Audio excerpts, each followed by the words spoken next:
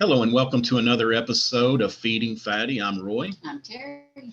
So, we are the show that we are chronicling our journey, my journey. Terry is my helper support. I'm the one that actually needs to get in better shape, lose some weight, improve a lot of health issues. So I appreciate her for doing that. I couldn't make it without her. And so, we on this show, we try to chronicle our journey, things that we're learning, mistakes that we've made trying to help others. But we also have guests that, professionals in their field that can really come on and add more value to our listeners. So today we are fortunate enough to have Maverick Willett.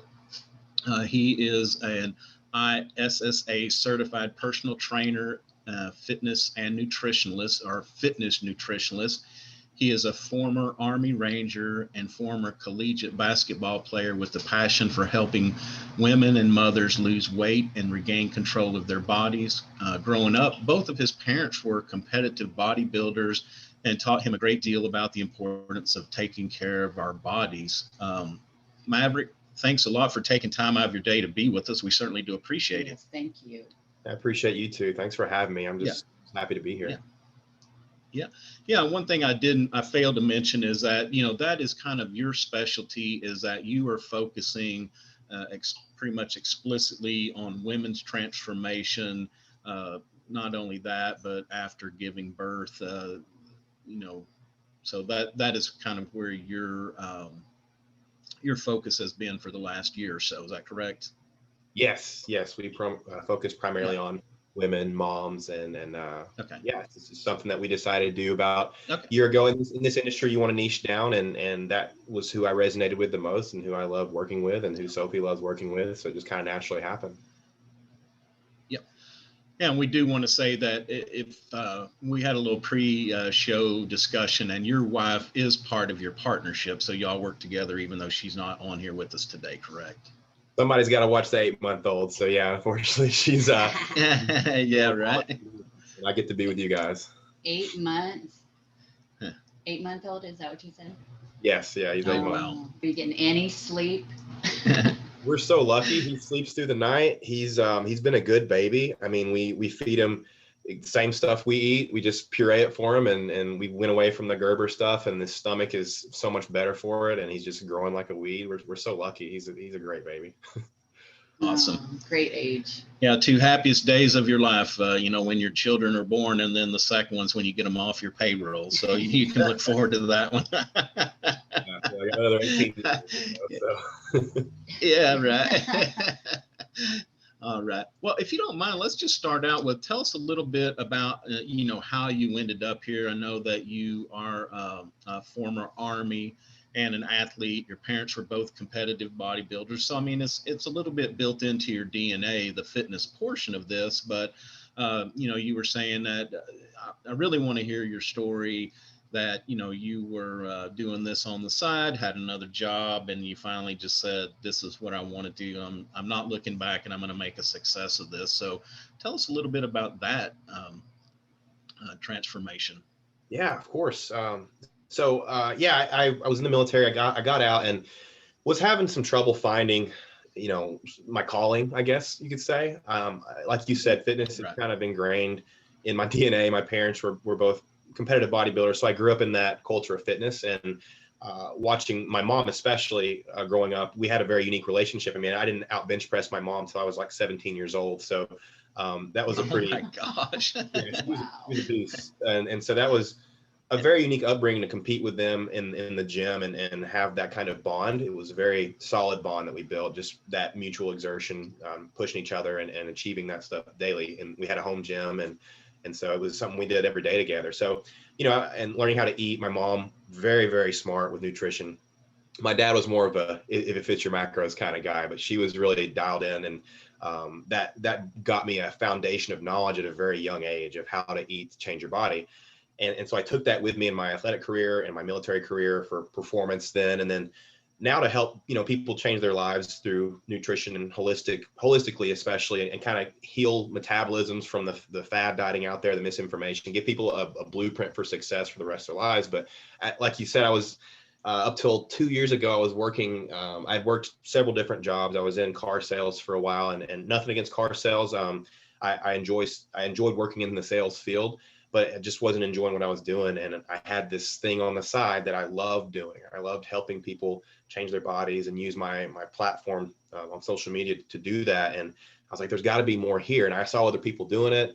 And eventually I actually hired a business coach to help me figure out how to do that. And once I figured out how to grow my the part-time job I was doing, it exploded. And I said, okay, I have to make a decision. They're both taken away from each other. I can't be good at car sales and grow this at the same time. And I said, this is what I love. I'm going to do this no matter what. And I took that leap of faith into uncertainty. I had the secure, quote unquote, secure job here with the 401k. And I had this unknown here. And I said, I'm going to regret it forever if I don't give this a shot. So I did. I never looked back. It exploded. It's been growing ever since. I'm so grateful every day to wake up and do what I love doing. And I was fortunate enough a year and a half later for Sophie, my wife, to leave her full-time job and help me grow it as well, because it just grew beyond one person's capacity to handle. So we're very lucky. And now I get to do that every single day.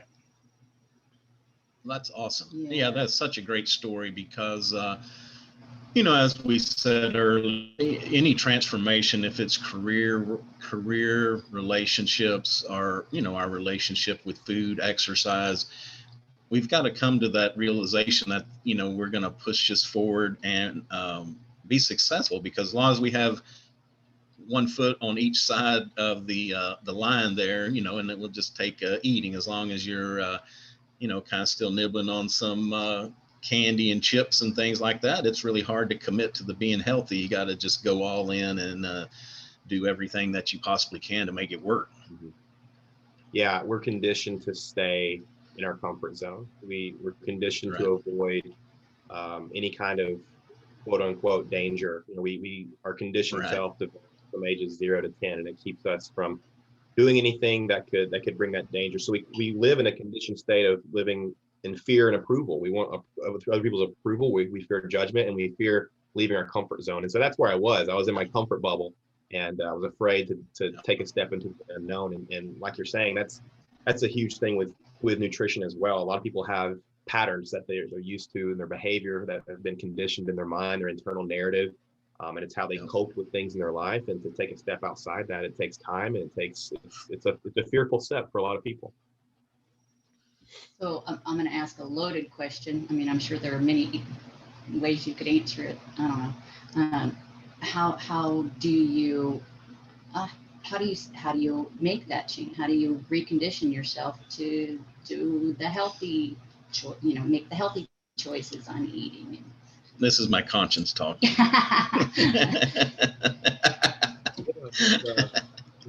It's not easy. It's not easy, especially when the patterns are so ingrained. I would say it's one small thing at a time. I think one of the issues with mainstream nutrition advice, influencers, fad diets, it's a drastic change overnight, and often drastic change is unsustainable. And with my clients especially, I usually overload them with information, but then I say, take one small habit at a time each week to implement. And if you can do that, if you can just do one small thing every week, after 6, 8, 10, 12 weeks, you're going to be a whole new person. You're going to have all this whole new set of habits you've implemented, while simultaneously trying to understand why you have the bad patterns, the negative patterns that are taken away from your lives. While you understand where those come from, be gentle to yourself and try to come out of those behaviors. Yeah, I think that's a big one. Be gentle and kind to yourself. We're just we're terrible critics. Yeah, and I'm actually taking notes because there was just so much that came out of that last sentence that you said, and I'm going to relate this all back to me. I don't even have to throw anybody else under the bus to say that, it's like the bad habits that that I've been in for years. And my worst one is that night eating, 9, 10 o'clock at night.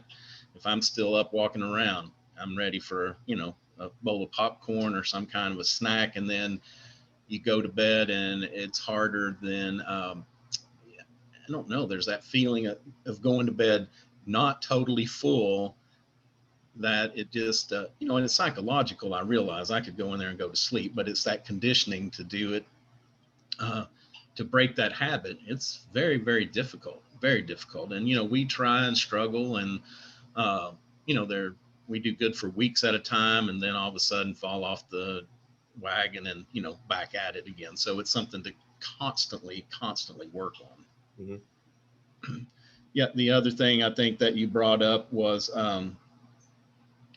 trying to do too much at once. I've read some research that is what leads to the greatest failure rate of trying to change our healthy lifestyle or change to it. One is because, again, I'll use me for instance, like, well, I'm getting up tomorrow and I'm not having any candy, I'm not having any salt, I'm not having any of this. I'm eating right, no more of, fast food. It's all vegetables. And then I'm going to start going to the gym and I'm going to start, running or walking 10 miles, at one time and lifting weights, and you do all this stuff. And then, after about a week, it's like you just give out because it's so much at one time. So, yeah, I mean, you look at any addiction program and you look at alcoholism, you look at drug addict, food addiction, sex addiction, any kind of addiction, you'll be hard pressed to find any type of addict who has just decided, you know what, I'm done, and cut it out completely for the rest of their life. There's always relapses. There's always, shortcomings. There's that journey is never linear. Just like a weight loss journey is never linear. You're gonna start here and you'll end here if you do it right. But in between, it's gonna look like a heart monitor of ups and downs.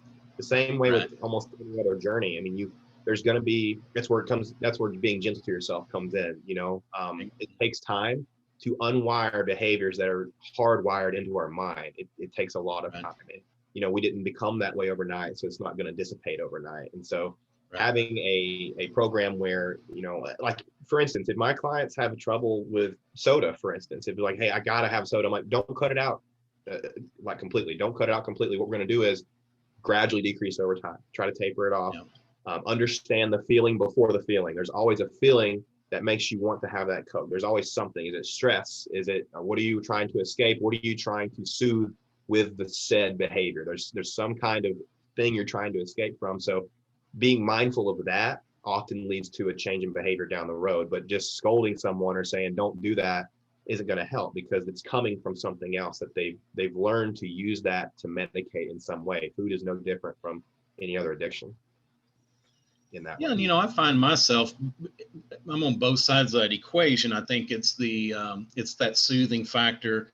We're conditioned, at least in our culture, we were conditioned. You had a bad day today. Well, let's go get something to, let's go to the Dairy Queen. We'll get an ice cream. That'll fix you up. Or, oh my gosh, things went good for you. You got a promotion today. Well, let's go out and eat. Or, then it's like, you get stressed, sad, you have that little food. But the other thing that I've kind of picked up on myself is the fun factor. Whenever I've used this example before, but it's like I was all excited one day. I thought Terry was I thought she was going to Chick-fil-A and going to bring me a Chick-fil-A sandwich home, and then she said, oh no, there's some fish and some green beans in the refrigerator. And I was like, oh, I a little to go by. Yeah. And I just felt the air go out of my body, like, oh my gosh, that's no fun.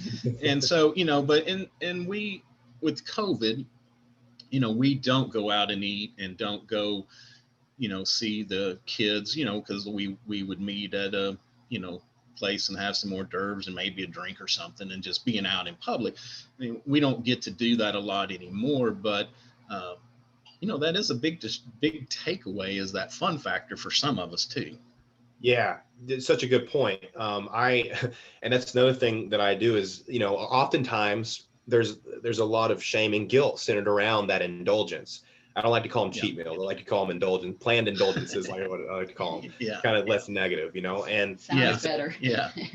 With what I do, I find it's way more sustainable to have something you love a couple times a week, because at the end of the day, you're an accumulation of your overall habits, your overall consumption. Right. That is what you're an accumulation of, not what you did one night or 2 nights out of the week. I mean, for instance, if you eat even if you eat 3 meals a day, that's 21 meals a week. If 2 of those are planned indulgences, you're still in that 80-20 margin. So I think, another strategy that I use is, instead of, it's like Sophie and I tried this and we did not do very well. We used to just eat like monks the entire week, and then on the weekends splurge. And what that would lead to is overeating on the weekends. And then we'd feel bad about it.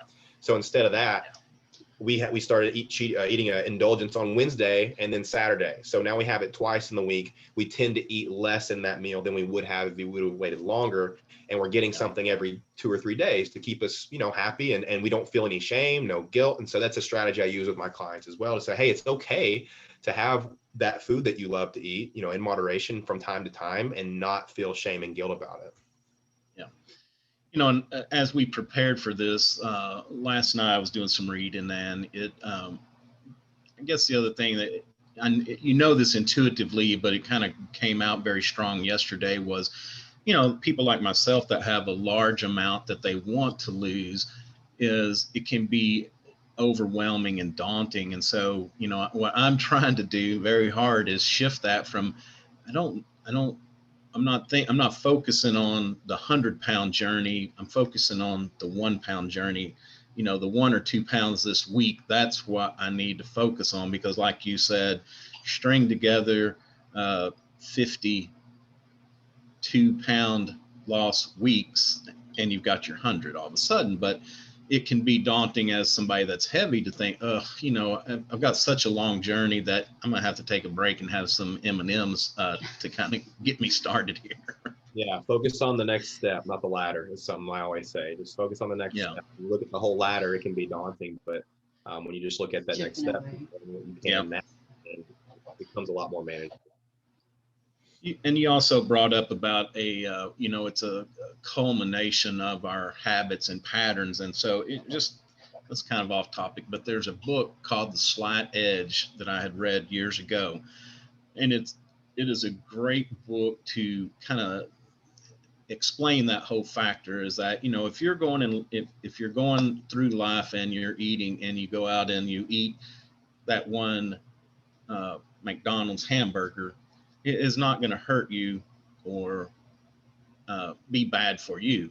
It's that when you start stringing multiple times of those together, day after week, day after day. And he uses an example of a baseball player that, if some of these guys take batting practice, they hit 10 balls and they're done. If you look at your great hitters, they hit hundreds of balls every day. And it's a constant, just trying to build off of that every day and do better the next day. Yeah, 100%. Absolutely. And with the habits thing, it's you have to look at how habits are created, which this is straight from a book I like called Atomic Habits. I'm sure you've heard of that book. I'm sorry, you kind of cut out. Could you say the name of it one more time? Atomic Habits. Okay. Yeah, super popular book. But he talks in that book how habits are created, and he uses the example of when you walk into a dark room, you have the cue, the craving, the response, and the reward. So the cue is you walk into a dark room, it's dark. The craving is I want light. The response is you flip the light switch. The reward is light comes on. And we create habits like that all day, every day. And so when you're trying to instill new habits in your life, having that in mind, if you want to instill a good habit, make the cue obvious, make the craving something that you really want, something that you desire, make the response easily obtainable, and the reward rewarding. So if you can do that with healthy habits, that's a good way to program your habits every day. Yeah. The other thing, I think I'm lucky in some respects that I enjoy, my job. I enjoy what I do for a living. And so I tend to spend a lot of time sitting at the computer. All the new research is saying that sitting is the new smoking, and that, that's definitely what's going to kill us all, especially with COVID and, being confined and some people working from home. And, like myself, my commute's about 10 steps, and I sit in a chair, and I got engaged the other day in an analytical project on the computer. And I mean, it was like 10:30, and Terry was in here rattling my cage, like, okay, you've got to stop, and we're done for the night. But what are some tips or that for people like myself that can kind of break that concentration just to get up and walk away, because it sounds easy, like set an egg timer and get up and go for a walk. But I'm just telling you, even though I want to, it is not that easy sometimes just to break away and do those little things that need to be done. But any advice or any helpful hints you can offer there? Yeah, I mean, sedentary lifestyle is one of the number one factors that lead to most of the chronic health diseases in this country. And that's something that a lot of the studies surrounding food neglect to mention. It's a huge factor with any kind of, diabetes, any kind of, heart disease, anything like that. When you have fatalities, they always relate it back to the nutrition, and sometimes don't mention the other big piece, which is the sedentary lifestyle.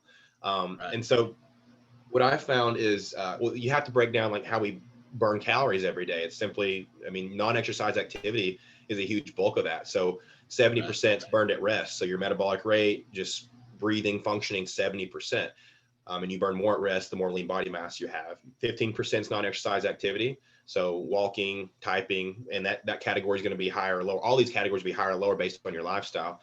10% from digesting food. So the better your nutrition is, the better that's going to be. And 5% from exercise. So people make the mistake of thinking that since they put all their effort into that 5%, that 30 minutes to an hour exercise out of their day, and then they go the other 23 hours and they're sedentary, they think that they're going to get in shape. But again, you're an accumulation of your overall habits. So if you only work out an hour of the day and you sit around another 23 hours of the day, you're not going to reflect someone who exercises for an hour. You're going to reflect someone who's sedentary for 23 hours of the day.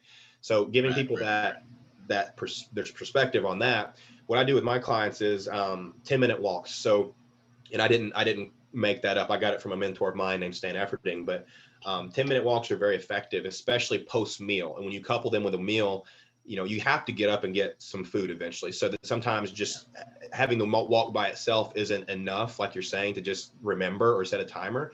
But if you go up and eat, then you're like, okay, before I sit down, I'm going to go on a 10-minute walk. That 10-minute walk is very effective, because instead of a 30-minute walk, if you space that out amongst the day, you're accomplishing many different things. 3 10-minute walks a day, you're getting 30 minutes of sun exposure probably. So you're getting your vitamin D, which is very important for metabolism, hormones, etc. It's helping you digest your food and uptake those nutrients instantly if you do it post meal. It's been shown to be very beneficial for blood sugar management, for some people more effective than prescription statins for managing blood sugar. Like it's that effective. Insulin resistance, all kinds of things, blood pressure reduction. So lots of benefits from 10-minute walks. So I have my clients do that. If they can't get out, if it's super cold, a lot of them have like an elliptical, or they just walk around their house. But getting that movement in at least 3 or 4 times a day, especially people who their primary goal is weight loss, is very effective. Yeah, and I do take some medication for diabetes as well, and that's what I can tell you about my glucose control. Is if I will walk after a meal, I can manage it much better than just eating and coming back and setting. And again, there's just so much to get into with this. I'm trying to take some notes as I listen to you, but so there is some. Well, depending on who you talk to, there is some debate, because I'm hearing more about these 10-minute shorter walks. But how does that compare? Because I had one guy, and this has been a few years ago, that used to train it. He was like, 40 minutes. If it's less than that, basically not doing yourself any good. And that was his thing, kind of. Everybody has their thing, but I feel that there's been a lot more research come out in the last few years that if we do 4 10-minute walks a day, we are probably better off than trying to do that 1 40-minute. And I guess maybe it depends on the goals they.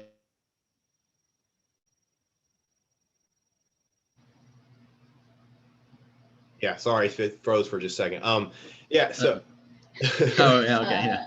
Yeah, no, I think it's important to distinguish between exercise activity and non-exercise activity, right? Like if you're going to do an intentional cardiovascular endurance session, then yes, you probably want to be at the 30-minute mark to get some good benefit out of that. Not that there's less benefit before the 30-minute mark, but generally around 30 minutes is what you want for some kind of low intensity, steady state cardio session. If you're doing interval training, it's a different story. You can go a little bit shorter than that, but you have your non-exercise activity and you have your exercise activity. So with non-exercise activity, it being such a big category and bigger than the exercise category when it comes to the way that we burn fat and calories daily, that's a big area of concentration. If you can spread that out throughout the day, you have other factors involved there. You have the blood sugar management there. So like, for example, your blood glucose is very pertinent to your fat loss. If you have, generally lower blood glucose, you're going to have better fat loss. So, I mean, the majority of the day. So by doing one larger walk, you're getting the benefit right then, and then you're not getting anything the rest of the day. Whereas if you have 3 or 4 10-minute walks spread out throughout the day,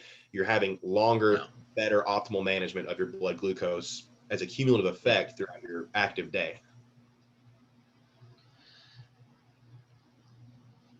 Oops. And we kind of broke up there a little bit. I think the point you were making, though, is that those 10-minute walks will help us with a lot more things. And that was another thing to distinguish, is that, even though exercise leading up to that weight loss factor, it's minimal. Diet is 80%, the exercise 20%, that weight loss. There's just a lot more physical benefits to our body with getting up and moving. And so we still need to do, because a lot of people think, well, I don't need to exercise, but especially with me, like blood sugar, high blood pressure, things like that, it's still important to make that a big component of our day, just for the other benefits besides the weight loss. Yeah, it helps with mindset and all of that. Yeah. For everything else across the board, right? Absolutely. Yeah. I mean, for me, I just personally, anecdotally, if I just sit and work all day, my creative energy starts to go down. If Sophie and I, we get up and we go out on a walk and we have some conversation, and I'll come back and I'm so much more productive than if I would have just tried to grit through it all day long. Oh. Yeah. And she, that's good and bad. I just never thought about maybe Terry's sabotaging my exercise, because we live in an awesome rural type environment where we could get out, walk the dogs, and it really clears my head. And so to your point, if I can go for a 10-15-minute walk and I come back and it's like, man, I've got all these ideas. I'm like, okay, sit down, get your pencil and paper, because I've got all this stuff. And she's like, oh my God. Well, he didn't even let me sit down. I mean, we're walking 5 minutes and he's like shooting off all this stuff. I'm like, I can't take notes right now. I got to figure out where I'm walking. But yeah, I think it's amazing what a 10 or 15 minute just to get out, walk, clears your head and gives me that much more creativeness. And I feel, like the last few days, it's been a little cooler and I've been inside, but I can kind of feel it's not a brain fog, but it's just like, I don't know how to say it, like a heavy brain. It's just like, it's not as free and flowing as when when you do get that exercise. Absolutely. Absolutely. One thing I can suggest, Roy, is there's an app called Otter, and it's just you talk, it writes. So maybe having that along while you're on your walk, you can just both. Yeah. That's what Sophie and I do. We talk into it, and it writes as we talk, so we don't have to have a pen and paper with us. Just because you never know when inspiration is going to come, and you want to be ready when it does. Right. Yeah. Terry may take you off her Christmas list after you give me that tool. I'll have a lot of stuff for her. Well, I'll talk a little bit about your process. I know, COVID has changed a lot of things, but I think your model is pretty much on 100% online anyway. Is that correct? Yes, we are 100% remote. So and talk to us about, you were just saying all the different components that go, this isn't, basically you coming on and shouting to give me 10 push-ups and things like that. There was a lot more input from you besides just the, watching somebody do some push-ups or setups. Yeah, I think most people's perceptions, depending on their generation, when I tell them that I'm an online trainer, they think that I'm in their living room like a hologram, like C-3PO, telling them to do burpees or something. And that's like the furthest thing from what we actually do.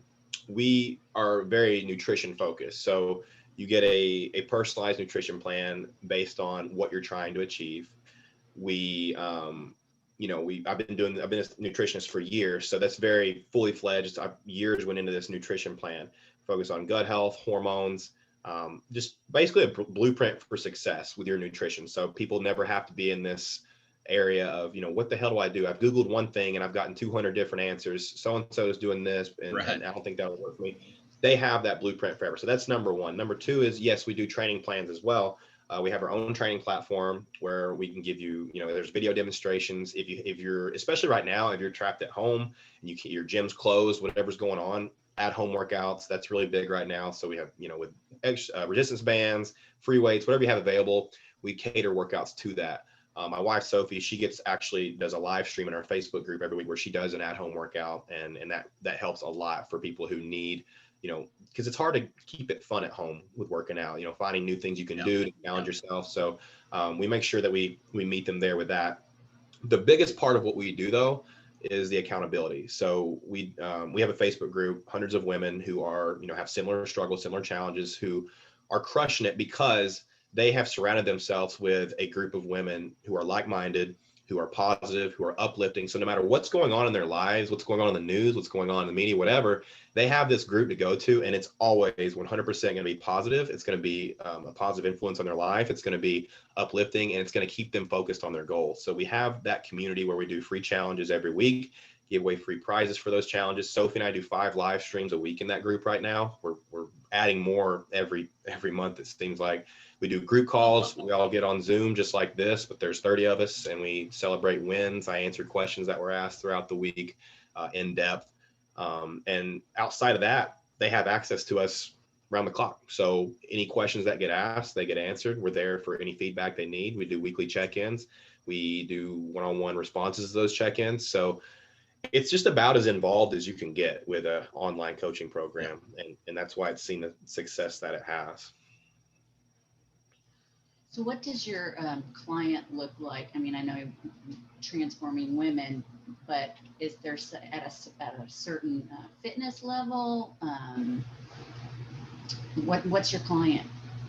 So our ideal avatar is women 30 plus who, primarily weight loss, but we work with just body composition type clients as well. All levels of their journey in fitness.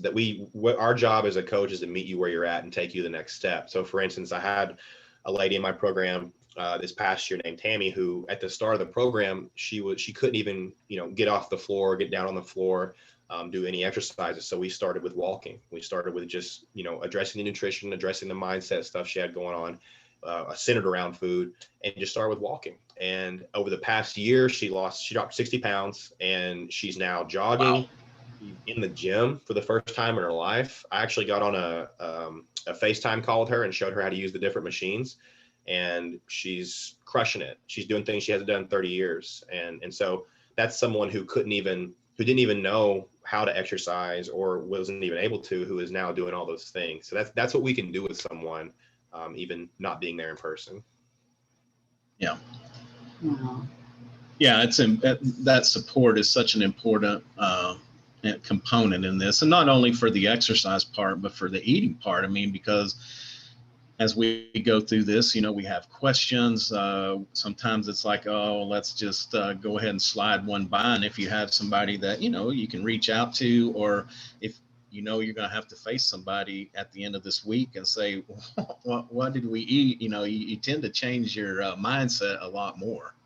But they don't. The thing is, though, this is what's lacking in this industry is they can't be afraid to come to you if they had an off week or if they made a mistake. I think a big is, oh no, I messed up. Either I'm not going to track this, because we can see all their food. So it's like, either I'm not going to track this and I'm going to lie, or I'm just not going to tell them. And, because I've been doing this long enough to know what progress should be looking like based on what I see on their nutrition. So the key with being a good coach, in my opinion, is they're comfortable enough to come to me and say, hey, Tuesday I had, 12 ounces of wine. I had a burger. I had this, and this. And I'm like, cool.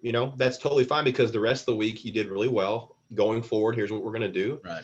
What else is going on? Are you stressed? Okay, so you just closed on your house. So you guys are really stressed, packing your house up. Got it. That makes sense. Don't worry about it. Let's go forward. Let's keep establishing good habits, and we're good to go. Having that kind of support and having the mentality of, okay, I made a mistake, or I made I ate off plan or whatever, but it's going to be okay long term, and not punishing them for it and being a drill sergeant. Yeah. That's been huge, especially with me and women, because I'm a 250-pound Army veteran. So for them to be able to trust me with their fitness, I have to have empathy and I have to be understanding. And so that's another reason why I love working with women, because I've been able to cross that threshold and understand stuff they're going through to the best of my ability, not having that firsthand experience. That's where Sophie comes in. She's the firsthand experience. Right. Yeah. And that's a good point. We're hard enough on ourselves, and being able to work with somebody you trust that you can come to, because that gives you the opportunity to build me up and say, you know what, ate a few tacos the other day.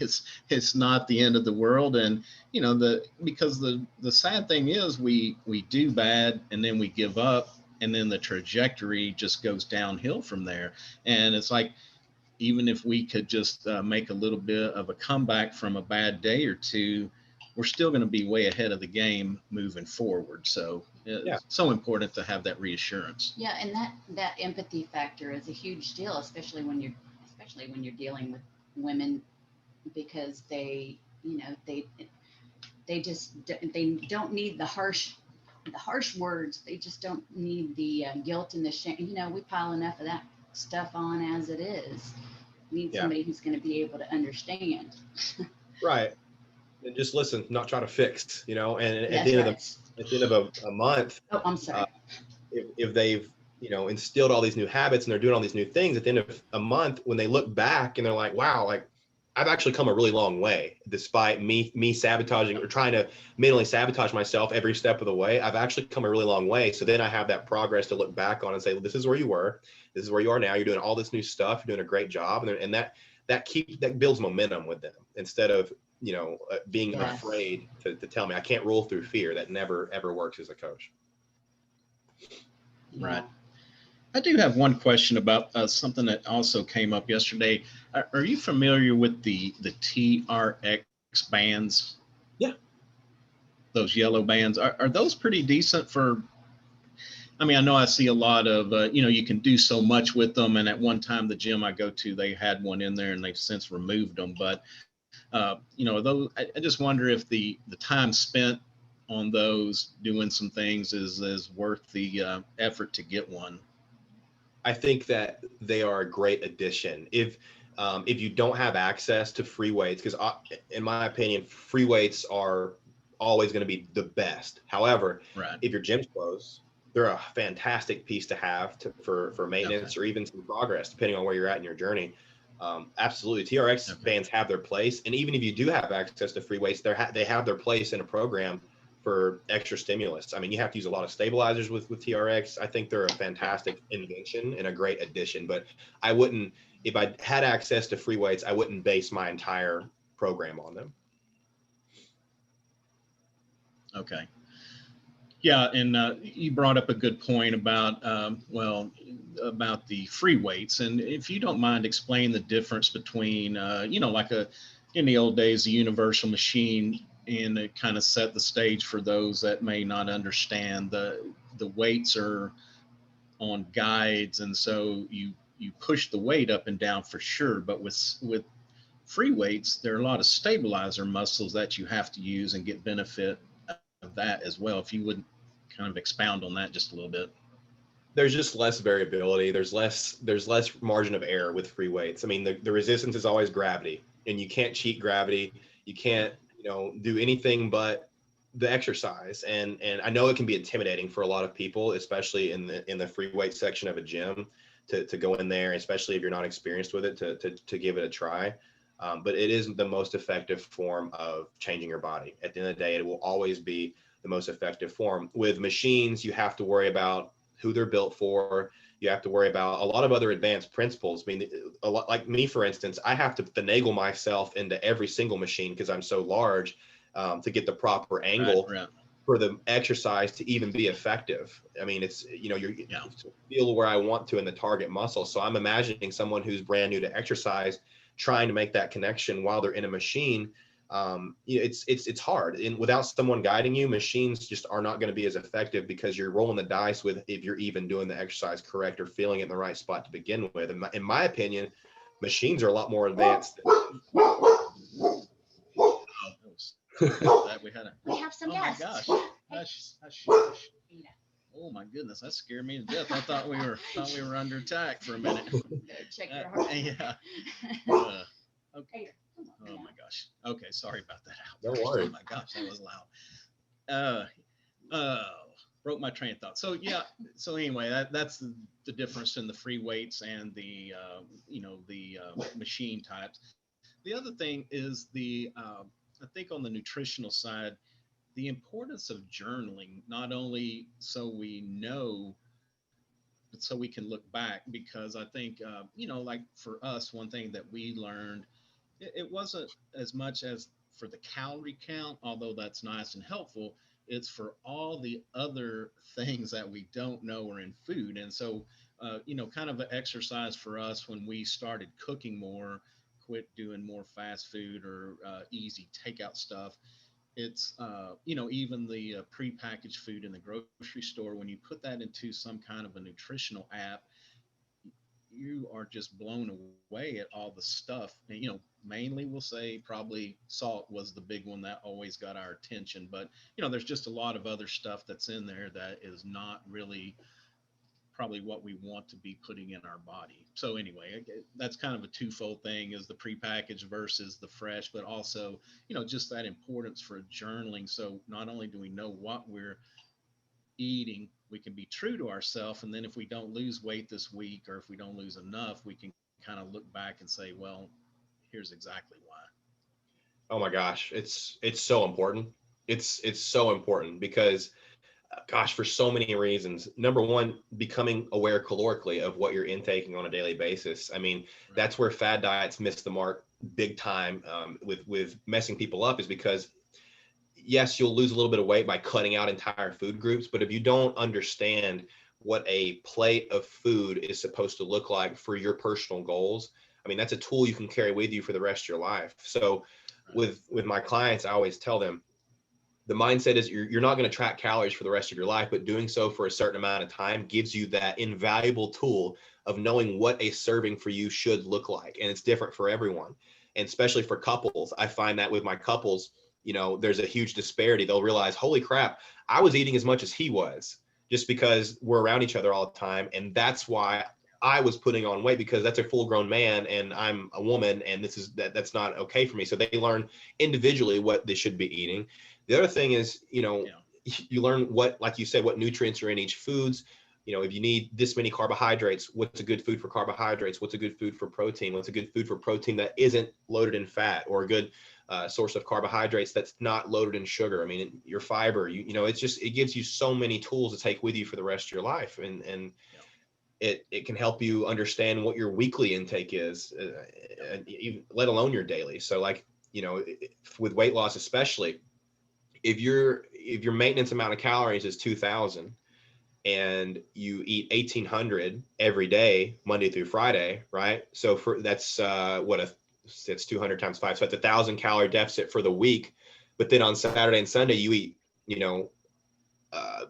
so far over your maintenance, you eat in a surplus that it puts you at a surplus for the week. You're going to have a hard time losing weight. So realizing that as well helps a lot of people. They're like, oh, this is why I'm not losing weight, because although I was eating well Monday through Friday, I was eating so much on Saturday and Sunday, it was completely sabotaging me. It comes down to your weekly caloric intake as well. And that's why, the weekend can kill people, because they binge and they don't realize how far over their maintenance calories they go. So again, it's a lot of people, there's some push-pull with this debate, because a lot of people think that counting calories can create some unhealthy eating habits. But I think that's when people try to go it alone without guidance, without that feedback, and then you get into weight loss and how the scale and everything, and how your body fluctuates week to week and everything else. But just keeping that food diary is so important to also realize, if you eat something inflammatory, you can go back and see what it was. It's like, okay, I ate this food and I felt like crap after, or I feel like crap today. What did I eat yesterday? And you can look back and be like, okay,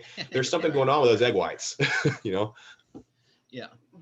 Yeah. And I just read an article about that calorie counting, and I think there's it's a good distinction to make, that just tracking what we eat and put in our body is so much different than making a decision based on that. Like, oh, well, I'm cutting these calories down to some absurd level or things like that. And so it also, like myself, one thing I knew years ago, I started, when I was eating bad, I took a lot of supplements because I knew I wasn't getting the nutrients. And then that's the other great benefit of tracking is we are able, and chronometer, I think, is the one that we use. It has a very good micronutrient tracking in it. And so what it's done is it allows us to adjust our meals to try to make sure we're getting all these vitamins and nutrients instead of having to take a supplement. And it's been an invaluable tool for us. Always going to absorb better through food, for sure. Yeah. And one thing on that note is my clients who have been on blood pressure meds, I've gotten, I want to say like 35 people off of blood pressure medication now over the past 2 years. Oh, wow. And the only thing I do is I say, hey, we're going to track your potassium for the next couple months. And I want you to get 4,700 milligrams of potassium every single day from food. And over the course of 2 months, their blood pressure goes normal range. Right. Just from doing that. And 10-minute walks and some weight loss, but that mineral balance. So they have to track calories to know how much potassium they're getting, obviously. So that just knowing that, balancing their minerals, because potassium is so important for blood pressure, and just mineral balance overall. And they feel so much better. Obviously, it's coupled with some weight loss and being more active, but that potassium piece, they have to track calories to know that. Right. Like that. Yeah. You need some potassium, honey. Yep. That's right too. All right. Well, Terry, have you got anything else? No, this has been, I really like that you guys split it up, instead of doing, having your nutrition program Monday through eating correctly, Monday through Friday, and then I think of it as celebrating Saturday and Sunday, like that y'all split it up to Wednesday and Saturday, because we need 2 days. We have to have 2 days of celebration, sort of. Agreed. I don't know. For us. Oh, I tell you what. One other point I wanted to make that you brought up about the calories in and out. I challenge everybody to get a pen and paper. I mean, actually, don't do a calculator. Get a pen and paper out. And Maverick, I'm going to let you just tell me if I've got this right. Okay, but 3,500 calories is what equals a pound, correct? What equals a pound? Yeah. Then if you, 3,500 calories, if you eat, well, I guess if you, let's say 2,000 is your mark. If you eat 3,500 calories over that, you would gain a pound per week. And so over your maintenance. I'm sorry now? So 1,500 calories over your maintenance is what you're saying? No, just basically that if you want to lose weight, let's say you want to lose a pound over a week, you would have to adjust your calorie intake or exercise or however by 3,500 calories to achieve that pound. It's hard, that's hard to say because there's so many other variables. It's like, okay. I have to have so with my clients, I'll have an initial questionnaire where they tell me, what's your scale of 1 to 5? What's your activity level? What weight are you now? Are you currently tracking calories? I get some information with which to generate a caloric goal for them to hit the first 2 or 3 weeks. And that caloric goal does not move for the first 2 or 3, even 4 weeks while we establish a baseline response to that. And everyone's energy balance is different on different days. So that's why, it's imperative that if you're doing this on your own, especially, you stick to something calorie wise for at least 3 weeks to a month to account for the other invariabilities in your activity. So stress, with women, hormones every month, with, water retention, with any kind of other activity that's going up or down in your life. I mean, you're gonna burn more calories on different days. So that's why it's imperative to stick to one number for 2 or 3 weeks to see what your weight does. And then once you see what it does, let's just say that it stays exactly the same, then you would bring your calories down 150 to 200 calories and do the same thing and repeat. That process is not sexy and it's not what people want to hear, but that's the best way to lose weight and keep it off and not have to do something extreme with your nutrition. So if you don't want to completely cut carbohydrates and things you love out of your life, this is the way to do it. And you're going to learn how to do it for the rest of your life, and not have to do something that ultimately probably won't be sustainable and put you in a mode of disparity and frustration and failure again, because it didn't stick. Yeah. Yeah. And I guess what the point I was going to make, and maybe after you find that equilibrium for yourself, you see kind of what those calorie, the difference is for you to lose that pound. But if you actually put it on paper and do the math, I think we find that what I have found for me anyway is having that little extra snack, the little extra M&M things, it adds a lot. I mean, it just one little package of candy will take away so much from your week, or add more that you have to try to reduce. But the converse of that is that if you get on just a treadmill and walk at a fairly good pace, you will see that the calories reduced by that are so small in comparison to eating that package of M&Ms. And that's one thing that has really woken me up, is I think it takes me 5 minutes to eat a candy bar, M&Ms, chips, or whatever, and I can go to the gym and basically it take you 4 hours of a decent walk just to burn off that one little indulgence that we had.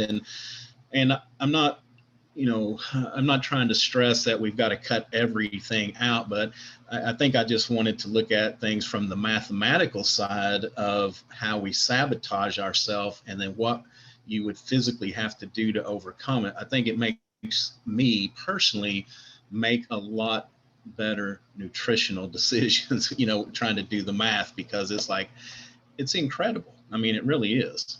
Yeah. And the categories that I laid out towards the beginning of this chat, with the calories you burn at rest, with non-exercise activity, and digesting food, as you cumulatively do those things better, as you have a better body composition, as you have more lean body mass compared to body fat, all those categories are going to get higher.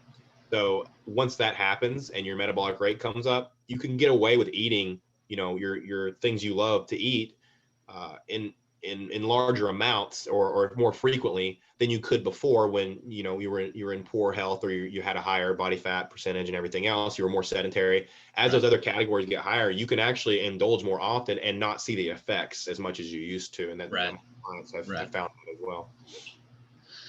Well, one more thing, I know we've run way over, which is, it's awesome. I mean, we've had a good conversation, but it's like every time you say something, it just sparks another idea. It's like as we put on muscle, or as we reduce the fat, there's the difference that, and I think this goes back to the walking versus doing, even, again, this is all a balanced approach. So I'm not saying do one, don't do the other. It's more of where we spend our time. We need to do the cardio and get that, but the weightlifting part, as we build muscles, those muscles will continue to burn fat, I guess, for a longer period of time, where, if I'm not wrong, the cardio, we pretty much get what you get right up until you quit. And then but building that lean muscle mass will help continue to burn calories through the rest of the day. Yeah, your body responds to the stimulus you provide it, and cardio doesn't build muscle. So in order to create that lean feminine muscle that women want, it comes down to, you have to do some sort of resistance training to stimulate the muscle growth. And that's always a line that I have to toe with women, especially because if you say muscle, if you say you're building your body, they automatically just picture Arnold Schwarzenegger in their head. They're like, no, don't want that. I don't want big traps. I don't want shoulders.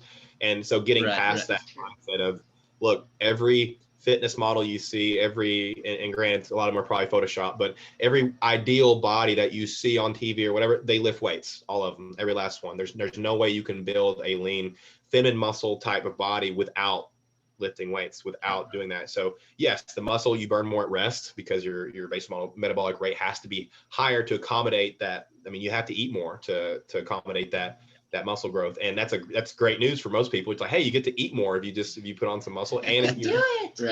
Right. Yeah. And muscle is less, muscle's more dense than fat. So, you can, the more muscle you gain, the thinner you're actually going to get, because muscle takes up less Right. space, the same weight that body fat does. One more thing, and I promise we're done. I keep saying. Yeah, I know. But somebody like myself who likes to eat at night, I think somebody had told me a long time ago that fixing a protein shake, or even if you have to have that little snack, to make sure that it's more protein based than, intuitively better than a bowl of ice cream or a bag of chips for sure. But if you eat that protein, when you get a little bit hungry late in the evening like that, then your body will burn that through the night. Is there some truth to that?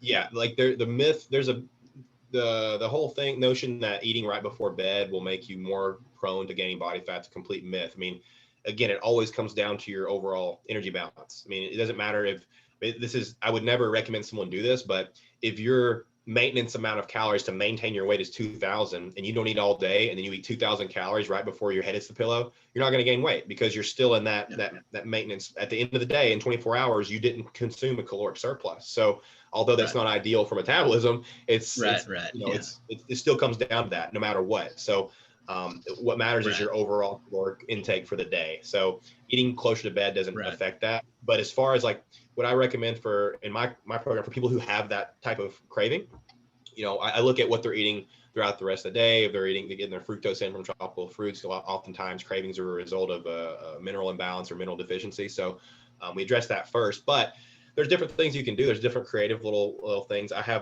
There's a protein supplement I recommend all my clients. It's just collagen hydrolysate. It's just collagen protein from bovine collagen types 1 and 3.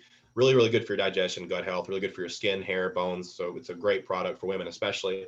But they have a berry flavor. And so you can mix that with yogurt. You can make little overnight oats with that, make little snacks. Protein shake is fine as well, but there's all kinds of creative little things you can do. There's also an amino acid, it's called EAAs, essential amino acids, that I recommend for people. And what you can do is a little trick I learned a long time ago. You blend it up with ice and just make like a slushy and eat it with a spoon. You're tricking your body into thinking you're having like a tasty treat, and it actually tastes really good, and it's really good for you. So that's like little things I can do here and there. Okay. All right. Awesome. Well, I promise I'm cutting it off. No more. What we'll have to do, though, is promise to come back and be a guest again.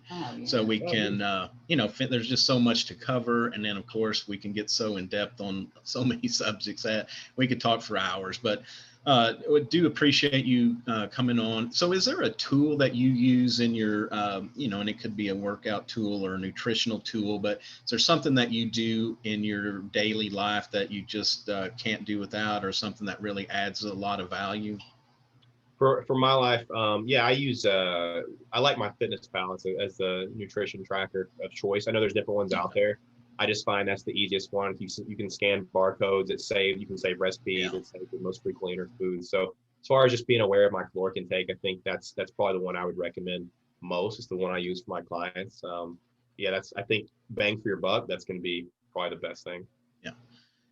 Good thing about my FitnessPal too is they put out a lot of good articles on nutrition and exercise, and just a lot of good material as well. Yeah, I've got an article coming out with them in a couple of days, I think, about protein consumption. They got published in there. I'm grateful for that. So okay. Look for that. Okay. Well, great. Well, tell everybody again just who is your client, what you can do for them, and then, of course, how they can reach out and get a hold of you.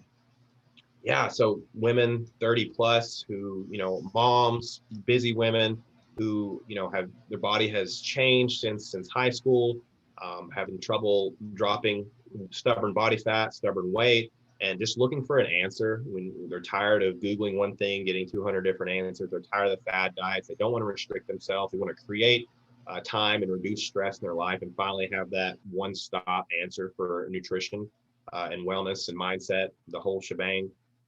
That's who we're looking to help them get their life back, their empowerment back, and be the best they can, so their family can be the best they can be. Because when the matriarch is at their best, the rest of the family runs like a well-oiled. So, amen. Mom is not happy, nobody's happy. Exactly, 100%. But we're I'm Maverick Willett, simply Maverick Willett on Instagram. Same thing on Facebook, and we are Website's under construction, but it's coming soon. But yeah, just for now, just Maverick_Willett on Instagram be a good way to find us. Okay, great. Y'all reach out and let Maverick help y'all out. I know he could do great things with you. So again, thank you for your time. We appreciate it. This is going to be it for another episode of Feeding Fatty. Thanks for joining us.